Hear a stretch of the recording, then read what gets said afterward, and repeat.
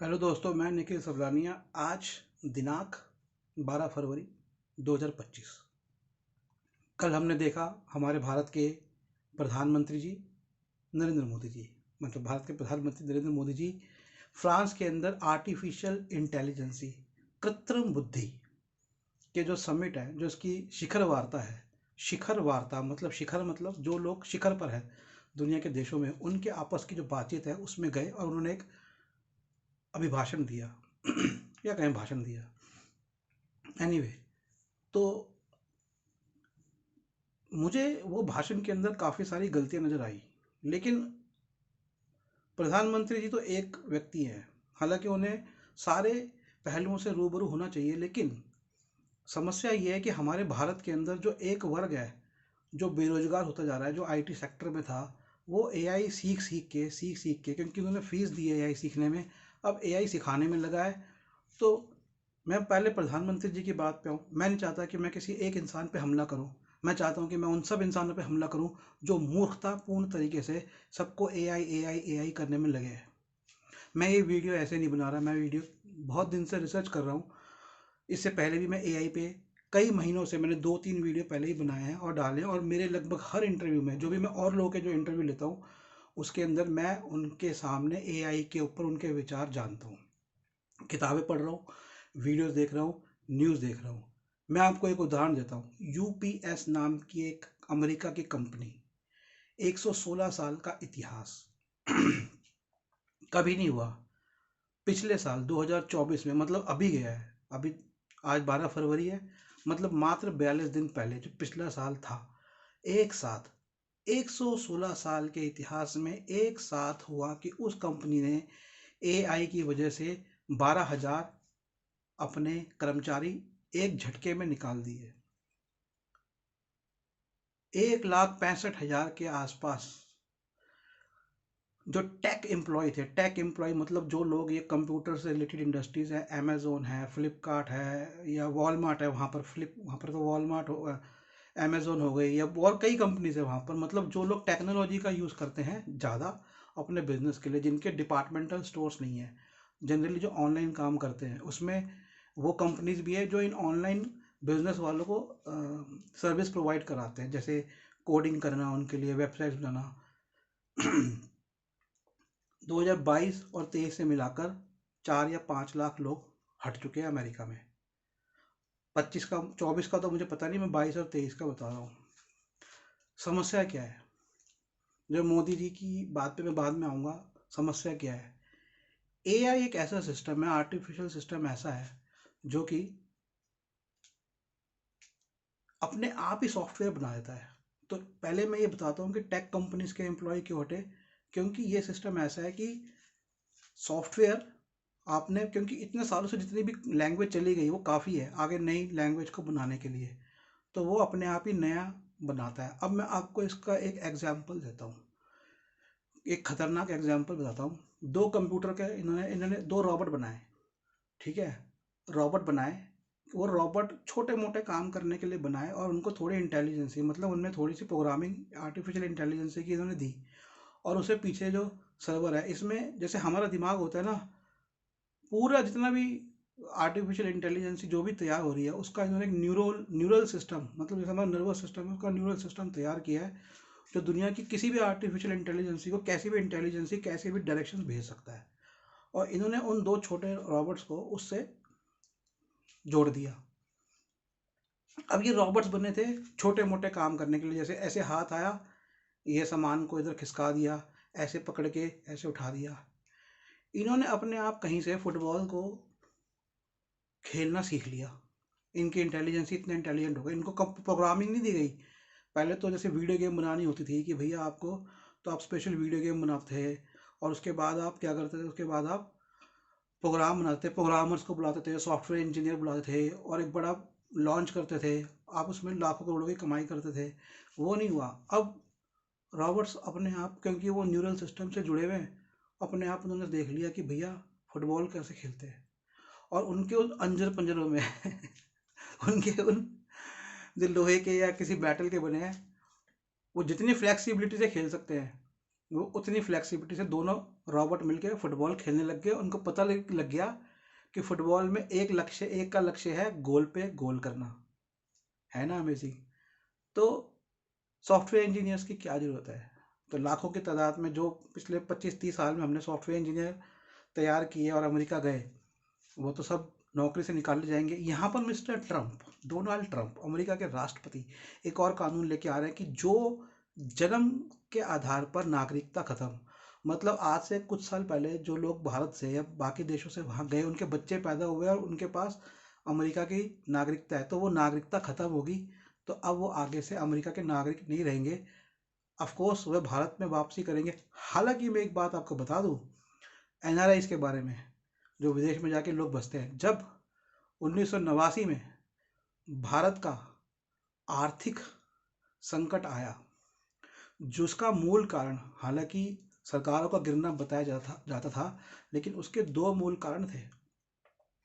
उसका मूल कारण ये था कि गरीबों को पैसा बांटा था, किसानों को, पर उससे भी फर्क नहीं पड़ा था। सबसे प्रमुख कारण था, वो था अमेरिका और इराक युद्ध, जिसकी वजह से तेल के रेट बढ़ गए थे। पर उस आर्थिक संकट में हमारे भारत में लगा हुआ लगभग $20 करोड़ एनआरआईज का, जो भारत से जाके बाहर बसे, भारत की शिक्षा ली, भारत की सस्ती शिक्षा ली, भारत के सस्ते में संसाधन और वस्तुएं लेकर बाहर जाकर बस गए, और सिर्फ $20 करोड़ उन्होंने यहाँ इन्वेस्ट किए थे। वो भारत के उस आर्थिक संकट में वापस बुला लिए, हटा लिए वहाँ से। पर आज इन पर फिर अब एक संकट आ रहा है, क्योंकि ज़्यादातर वहाँ पर जो मोटी अर्निंग कर रहे हैं वो ये टेक एम्प्लॉयज़ हैं। मुझे नहीं पता अब ये आगे भारत के प्रति क्या दृष्टिकोण है इनका, क्योंकि मुझे लगता है कि इन्होंने वहाँ जाने के बाद भी क्या दृष्टिकोण अपनाया, भारत को क्या दिया। इनको लगता है सिर्फ पैसा दे रहे हैं, लेकिन सारी सुविधाएं लेकर चले जाते हैं, और एनीवे भारत को क्या मिलता है। पर ये जो एआई है तो आपने समझा, मैंने आपको एक उदाहरण दिया। उदाहरण क्या था? एआई बना रहा है सॉफ्टवेयर को बना रहा है। सॉफ्टवेयर इंजीनियर्स की जरूरत नहीं है। अब आते हैं मोदी जी की बात, जो मुझे पसंद नहीं आई, और मोदी जी को तकनीक की ढंग से समझ नहीं है। मोदी जी ये कह रहे हैं कि तकनीक आती रहती है, ये नेचुरल है। मोदी जी, ये नेचुरल नहीं है। अब मैं आपको मोदी जी रिकमेंड करूंगा और बाकी सब लोगों को कि या तो भी आप कार्ल मार्क्स की किताब है पूंजी, दास कैपिटल, वो पढ़ लो, या फिर वो किताब अगर इंग्लिश में पढ़नी मुश्किल है या हिंदी में भी समझ रहा है, क्योंकि पढ़ के भी उसे समझ नहीं आएंगे, तो आप मेरी ये पुस्तक पढ़ लो। मूल लेखक कार्ल मार्क्स है, मैं इसका अनुवादक और टिप्पणीकार हूँ। मैं क्यों कह रहा हूँ, मुझे खैर पुस्तक बेचने के लिए नहीं कह रहा, क्योंकि इस पुस्तक को लिखने में मुझे जितना समय लगा, इतने समय में मैं कुछ बहुत अच्छा कमा सकता था। क्योंकि सिर्फ पुस्तक को लिखने में नहीं, इसमें रिसर्च में, अर्थव्यवस्था की रिसर्च में मेरे पूरे 15 साल गए हैं। और विशेषकर फिर कार्ल मार्क्स और बाकी अर्थशास्त्रियों को, ये अर्थशास्त्री क्यों महत्वपूर्ण है, ये अर्थशास्त्री हमें बताते हैं 500 साल पहले यूरोप में क्या समस्या शुरू हुई। अब जिसे मोदी जी आप तकनीक कह रहे हो ना, और आप कह रहे हो कि नहीं ये तो नेचुरल नहीं होती। क्या होता है देखिए, पूंजीपति ध्यान से देखता है कि कौन सा काम इंसान हाथ से कर रहे हैं। तो ये मैं विशेष सब लोगों के लिए, विशेषकर मोदी जी आपके लिए बना रहा हूँ। तो पूंजीपति देखता है कि हाथ से काम हो रहा है। अब वो ध्यान से देखता है कि मैं इस काम को, उसके जो औजार है ना, उनको कैसे बदलूं। वो इंसान ने औजार बदले, ठीक है। जैसे मान लीजिए हम चक्की करते थे, और चक्की को तो हम कूटते थे आटे को, तो इंसान ने एक औजार बनाया चक्की, ठीक है, कि चक्की से मैं कैसे उसको ऐसे घुमा दूं। लेकिन आगे इतना हाथ का, लेकिन जब हम कैपिटल लेकर आए, पूंजीवाद लेकर आए, कि हमने हर चीज़ पूंजी पे आधारित करनी है, ये जो पूंजी पे आधारित करना है ना, ये भी एक बड़ा ही गंभीर विषय है, और ये भी एक जालसाजी है इंसान की सभ्यता के साथ। तो उन्होंने कहा हम इसको कैसे चलाएं अपने आप। तो ऑटोमेटेड सिस्टम, अपने आप चलाने वाला सिस्टम के लिए वो प्राकृतिक स्रोत इस्तेमाल करने लगे, जानवर इस्तेमाल करने लगे, लेकिन फिर आ गया स्टीम इंजन, और स्टीम इंजन से मोटर जब हुई। और मोटर देखिए तकनीक क्या है, अब मैं आपको बड़ी सिंपल बताता हूँ। पूरी तकनीक का आधार है चक्र जिसे कहते हैं। दो चक्रियाँ मिलती हैं, तीसरी चक्री को चलाती है, और कोई एक उसकी आर्म होती है, उसकी बाजू होती है जो हिलती है, और उससे घूमते हैं, और घूम के ही सब कुछ होता है। तो इतना फैसिनेटेड होने की जरूरत नहीं है सबको। और Modi ji I think clear होगा कि तकनीक क्या है इनकी, ज़्यादातर तकनीक, और यही तकनीक जो ऊर्जा पैदा करती है, ऊर्जा का ट्रैवलिंग करती है, उसको कंट्रोल करके ही ये यहाँ तक सेमीकंडक्टर्स तक लेकर आ गए हैं। अगर इसका आप इतिहास पढ़ेंगे लेकिन तो आपको समझ में आ जाएगा। लेकिन समस्या ये है कि ये सब एक तो पूंजी के नियंत्रण में रहे। दूसरी समस्या ये है कि जब से ये आए तब से इंसान बेरोजगार होने शुरू हो गए। मैं एक छोटा सा उदाहरण जो बार बार देता हूँ कि जब सुई आई तो सुई आने के बाद जब सिलाई की मशीन आई तो सिलाई की मशीन से पहले सुई से कपड़े सिले जाते थे, लेकिन कपड़े जो है ना वो बेरोजगार हो गए लोग, लाखों लाखों लोग बेरोजगार हो गए। यूरोप में बहुत हाहाकार मचा, बहुत हड़तालें हुई, बहुत आगजनियाँ हुई। तो ये एक इतिहास है तकनीक का, विकास का, जिसे हम तकनीक कहते हैं। उसका मैं नाम दिया तिकड़म, कि तिकड़म है। जैसे आप कहते हैं मोदी जी जुगाड़, मैंने कहा तकनीक नहीं है, हमारा नाम है इसका तिकड़म, कि हम बस तिकड़म लगा रहे हैं। इसमें कोई विज्ञान नहीं है, कोई विचित्र बात नहीं है, कोई रहस्य उद्घाटन नहीं है, इससे सभ्यता को कुछ मिलना नहीं है, सिर्फ उत्पादन होना है वस्तुओं का। क्योंकि सभ्यता के का मतलब होता है पर्यावरण, पर्यावरण को तो नुकसान ही हुआ है ना। तो जब इन्होंने इंडस्ट्रियलाइजेशन लेकर आए, सबसे बड़ा नुकसान किसको हुआ? इंसान को और पर्यावरण को हुआ। आज हम आसानी से कहीं भी बुलडोज़र लगा देते हैं, जेबीसी लगाते हैं, गड्ढे खोद देते हैं, इजीली पहाड़ काट देते हैं, पेड़ काट देते हैं। तो नुकसान किसका हो रहा है इसका? तो हम जो पर्यावरण के साथ मिलके, प्रकृति के साथ मिलके चलते थे, जो गांधी जी ने समझाया था ना चरखा, हम उससे हट गए। अब हमने प्रकृति को काटना और तोड़ना शुरू कर दिया है। ये बहुत बड़ा नुकसान है। तो तकनीक और नेचुरल नहीं है मोदी जी। तकनीक का विकास जानबूझ के पूंजीपति करते हैं और उनको पता है, और वो कभी भी फायदे के लिए नहीं करते इंसानों के। ये जो इतना बड़ा उत्पादन है ना, ये पड़ा हुआ है दुकानों में, गोदामों में, बिक ही नहीं रहा है। तो हाथ से काम होते, सीमित उत्पादन होता तो बिक भी जाता। तो ये जो तकनीक जो डेवलप करी इन्होंने, तो सबसे पहले क्या लेकर आए? स्वचालन, ऑटोमेशन। ऑटोमेशन के लिए क्या लेकर आए? जानवर, और उसके बाद बिजली, भाप इंजन बनाया, बिजली बनने लगी, तो बिजली का इस्तेमाल। लेकिन उस बिजली के लिए कोयला जो कि प्रदूषण कर रहा है सैकड़ों सालों से, ठीक है। अब ये लेकर आ गए सिस्टम आर्टिफिशियल इंटेलिजेंसी। ये क्या करेगा? अब तक तो हम बिजली से चला रहे थे, उन मशीनों को ध्यान रख रहे थे। उसके लिए पहले तो हाथ से काम होते थे, लाखों लोग, करोड़ों लोग काम करते थे। पहले तो वो बेरोजगार हो गए, नौकरियां हजारों में रह गई, क्योंकि जब मशीनें अपने आप बनाएंगी तो नौकरियां कहाँ से बढ़ेंगी? अब मशीन चलाने वाले भी बेरोजगार हो जाएंगे, और हर मशीन को डिजिटल टेक्नोलॉजी से जोड़ देंगे। तो जवाबदेही किसकी होगी? आपने गवर्नेंस की बात करी, क्या मशीन से मैं जवाबदेही मांग सकता हूँ? अगर मैं आज तक के जितने भी प्रधानमंत्री हैं उनके सबके भाषणों को इकट्ठा कर लूँ और एक रॉबोट बना लूँ उन भाषणों का, क्या मैं उसको लाके संसद में बिठा सकता हूँ? आपको क्या कोई रॉबोट रिप्लेस कर सकता है? हमारे सांसदों को क्या रॉबोट रिप्लेस कर सकता है? एक बड़ा क्वेश्चन। जब सब काम मशीनें करेंगी, टैक्स कौन देगा? तो फिर पूंजी का भी विकास कैसे होगा? नौकरियां खत्म हो जाएंगी, काम ही खत्म हो जाएंगे। कि तो फिर अब आप कहेंगे कि नहीं, इनका हम सीमित उपयोग करेंगे। तो सीमित उपयोग का मतलब फिर से होगा कि शोषण मनुष्यों का। तो आप कमवाएंगे भी, उनको मेहनत भी करवाएंगे, और उतना इस्तेमाल करेंगे जितना कि सरकार या पूंजीपति करते हैं। तो फिर उसका आपने पूरा उपयोग भी नहीं किया, क्योंकि आपने गवर्नेंस का मामला डाला है। इसका मतलब क्या आप खाली इसको गवर्नमेंट सेक्टर में लेके आना चाहते हैं? क्यों ना आप इसको ऐसा करें कि बाकी सब लोग फ्री हो जाए ना। पॉपुलेशन बढ़ रही है, डिसाइड कर लें 25 से पहले बच्चा नहीं करेंगे, खत्म बात।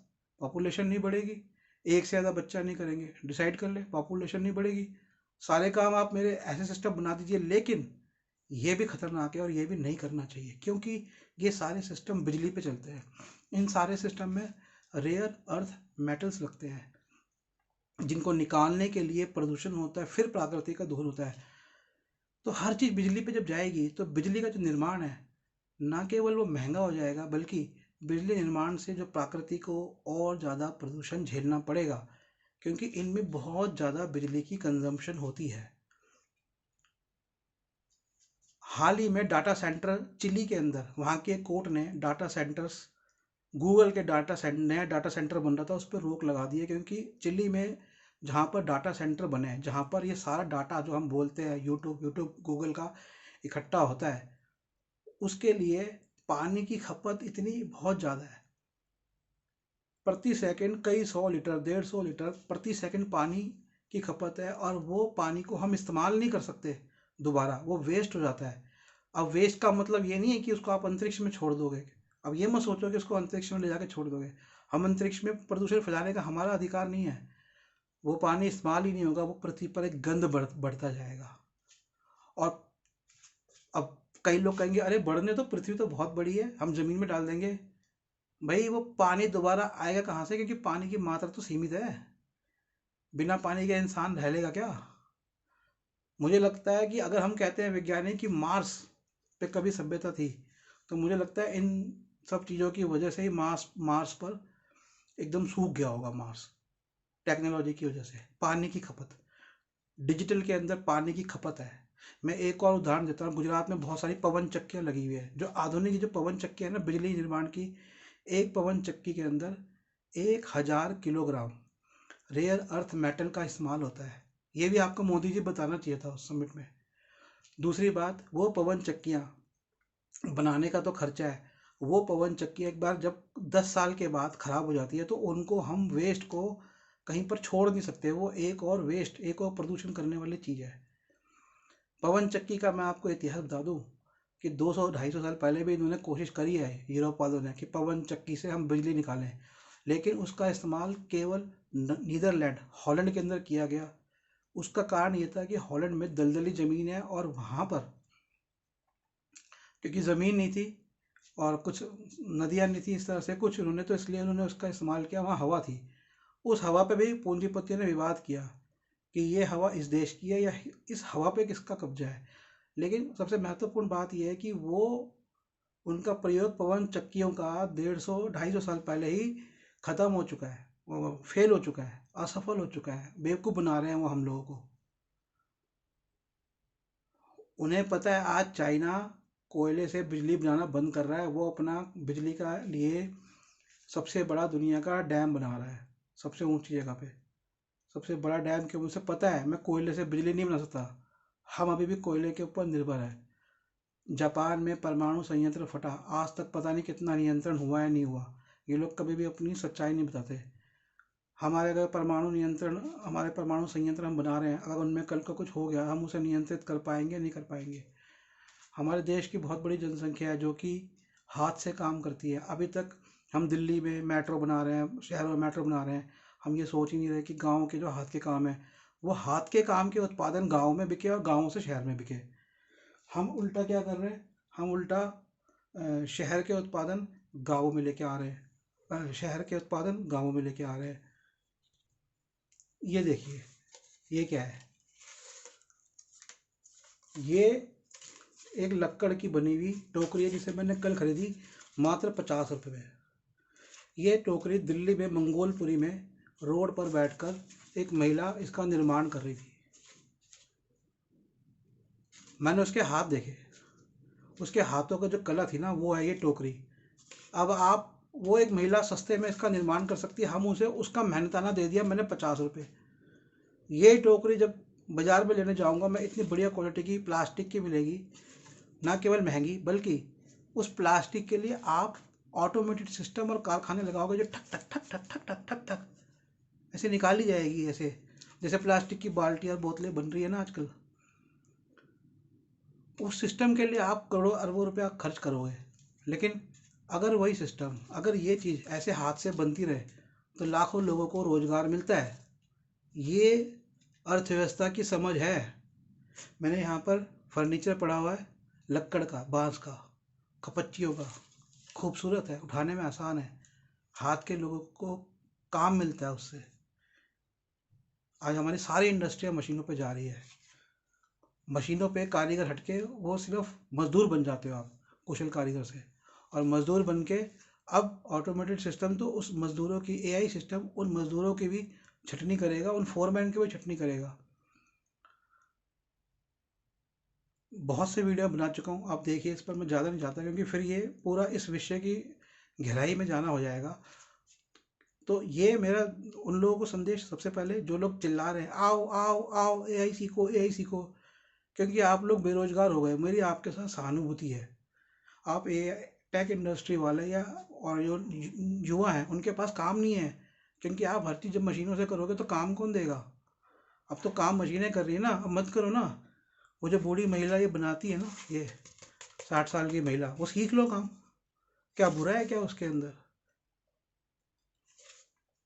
या फिर अपना बिजनेस मॉडल डेवलप करो, अगर कर सकते हो तो। फिर जूझो, जूझते रहो, लेकिन हम जूझने पे लोगों को नहीं छोड़ सकते। तो ये एक टूल है। तो यूरोप में जब ये टूल आया ना ऑटोमेटिक मशीनरी का, इसने बर्बाद कर दिया यूरोप। अमेरिका, न्यूजीलैंड, ऑस्ट्रेलिया क्यों बसे हैं? भारत में ये लोग क्यों आए?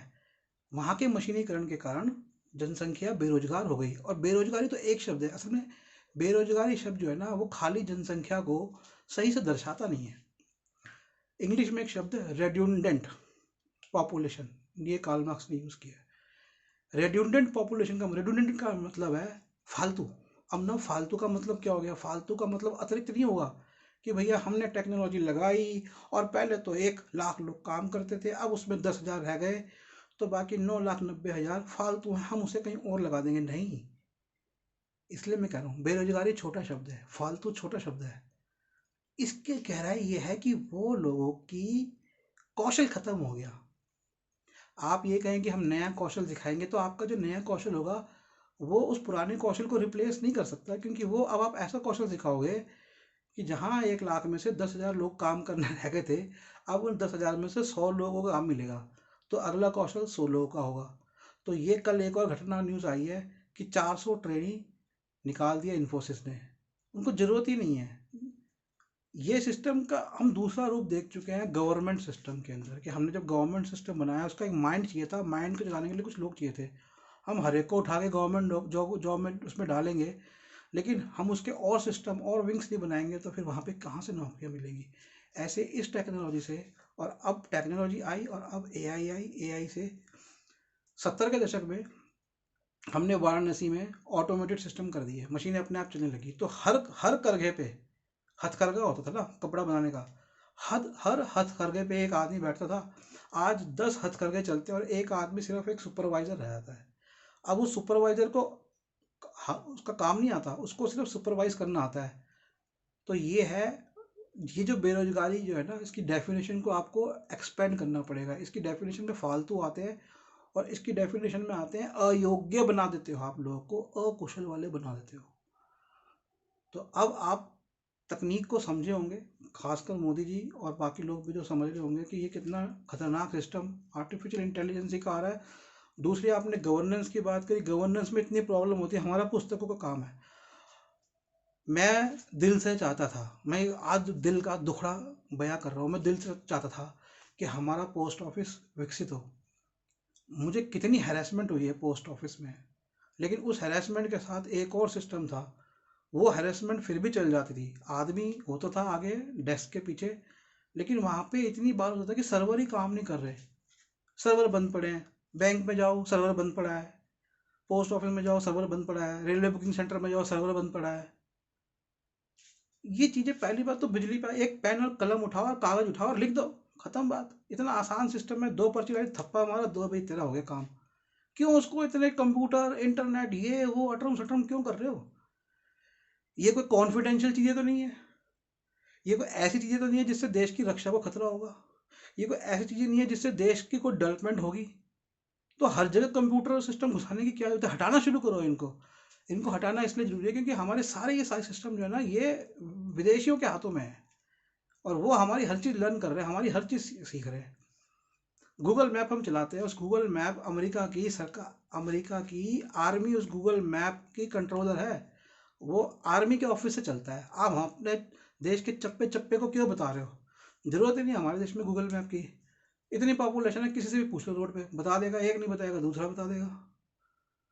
अपना डेवलप करना तो अपना डेवलप करो। और कहते हो अभी आपके तो तकनीकी रूप से विकसित है, तो तकनीकी रूप से विकसित को अपने अपने उस पर करो ना। अपनी इंफॉर्मेशन अपनी जानकारी क्यों दूसरे को दे रहे हो? ये जो गूगल कंपनी बनी है ना, घाटे में थी, ये सिर्फ ये लोगों की इन्फॉर्मेशन ले लेके जो है ना ये बढ़ गई। खैर मैं भी बहुत ज़्यादा विषय में नहीं जा रहा, आई होप माई बात क्लियर होगी और देश के लोगों को ये समझ में आ जाएगा, क्योंकि बहुत से लोग ना AI, AI जैसे गूगल आया। तो मैं एक बड़ा उदाहरण बताता हूँ, और ये कुछ साल पहले का ही है। और ये उदाहरण से ज़्यादा महत्वपूर्ण ये है कि ये कुछ साल पहले का है, लगभग 8-9 साल पहले की बात है। नई दिल्ली में मंदिर मार्ग में पुलिस स्टेशन है, मंदिर मार्ग पर पुलिस स्टेशन स्थित है। तो वहाँ पर मैं किसी काम से गया, तो एक कांस्टेबल आए, तो वो कहते हैं यार ये गूगल गूगल क्या होता है। मैंने अपने बेटे को गूगल दिलवाना चाहता हूँ, कितने का आएगा। भारत सरकार में कार्यरत कांस्टेबल, मैं उनकी अज्ञानता के ऊपर नहीं जाऊंगा, ये उनका कार्य क्षेत्र नहीं था, लेकिन कितना जोर था कि वो बेचारे अपने बच्चे के लिए परेशान थे कि उनका बच्चा गूगल, उनको पता भी नहीं कि गूगल फ्री में होता है, गूगल क्या है। तो विद इन 9 साल के भीतर आप देखिए कि गूगल ने यूट्यूब ये वो और कितनी बड़ी कंपनी बन गया। आज हम गूगल गूगल, हमारे मोदी जाके क्यों गूगल गूगल फेसबुक करो, बंद कर दो इनको, कोई ज़रूरत नहीं है, इनके बिना भी काम। ये सारी जासूसी की कंपनियां हैं, इतने सारे केस हो गए इनके ऊपर अमेरिका में। हम क्यों इनको चलाए जा रहे हैं। हमारे फ़ोन भी चाइनीज़ है, सारी इन्फॉर्मेशन मैं ये बना रहा हूँ ना, मैं जो बोल रहा हूँ ये सारी, जैसे मैं अब बोल रहा हूँ, फ़ोन क्योंकि चाइनीज़ है, नेट से कनेक्ट होगा। और नहीं भी हो, हमें क्या पता कि उन्होंने ऐसे सैटेलाइट छोड़ रखे हो कि हमारी हर चीज़ उनके पास जा रही हो। जब मैं डालूंगा इसे यूट्यूब पे, यूट्यूब अपने आप कोडिंग करेगा, मेरी सारी बात निकालेगा, कहेगा डेंजर निखिल सवलानिया डेंजर, उनका आर्टिफिशियल कह देगा निखिल सवलानिया डेंजर, तो उनका खुफिया विभाग मुझे खोजने लग जाएगा। ये क्या सिस्टम है, बकवास बेवकूफ़ वाली चीज़ें हैं। मैं, हो सकता है ये बात अगर ये नहीं होता और जब लोग मिलते हैं, तो हो सकता है मैं ये सैकड़ों या हज़ारों लोगों के सामने बात बोलता, तो मुझे इन सिस्टम की ज़रूरत नहीं थी। तो हमें अपने अपना इंसानी रूप लेकर आना है, इंसान बनना है, हमें मशीन नहीं बनना, हमें ये बात समझनी है। तो मैं ये ख़त्म करता हूँ। आई होप कि मेरी कई बातें आपको समझ में आई होंगी। मेरे काफ़ी सारे वीडियो हैं, आप निखिल सबलानिया करेंगे, निखिल सबलानिया टेक्नोलॉजी, निखिल सबलानिया, इस चैनल पे भी आप जाके देख सकते हैं, एआई वीडियो के ऊपर, एआई के ऊपर। तो हाँ, अंतिम बात यही है कि ये पुस्तक तो मैं सबको रिकमेंड करूँगा। मैंने तो भैया बहुत मेहनत करी है और देश के लिए करी है। तो एआई इतनी मेहनत कर सकता था देश के लिए कि 15 साल बैठ के कोई एआई सिस्टम ऐसा करे। ये पुस्तक ना ज़रूर एक बार मंगवा लेना आप। और भी बहुत सारी पुस्तकें, हमारी वेबसाइट है nspmart.com, nspmart.com। और यदि मोदी जी तक ये वीडियो पहुंचे, तो मोदी जी आपसे अनुरोध है कि कुछ अनुदान राशि भेज दीजिएगा, क्योंकि मैं एक और पुस्तक और कई पुस्तकें लिख रहा हूँ भारत के लिए। तो हमारे में बहुत सारी समानता है जिन पर मैं इस पर नहीं जाऊँगा। तो मुझे आपकी डेडिकेशन पसंद है, लेकिन मैं चाहूँगा कि आप इस डेडिकेशन को पॉजिटिवली लेकर जाए। धन्यवाद।